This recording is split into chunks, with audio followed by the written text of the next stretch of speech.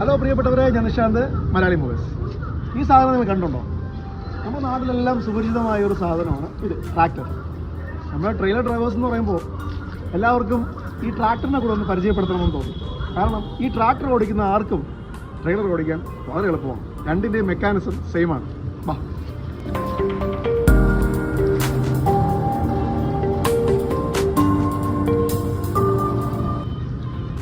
ഇവിടേക്ക് നോക്കാം. ഈ ഒരു ഹിഞ്ചിലാണ് ഇതിരിക്കുന്നത്. അപ്പോൾ ട്രെയിലറിൻ്റെ നമ്മുടെ ജീപ്പ് നമ്മൾ ലെഫ്റ്റിലോട്ട് ഓടിച്ചു കഴിഞ്ഞാൽ അതിൻ്റെ ടെയില് റൈറ്റിലോട്ട് പോകും. അതുപോലെ തന്നെ തിരിച്ച് റൈറ്റിലോട്ട് ഓടിച്ചു കഴിഞ്ഞാൽ ലെഫ്റ്റിലോട്ട് പോകും.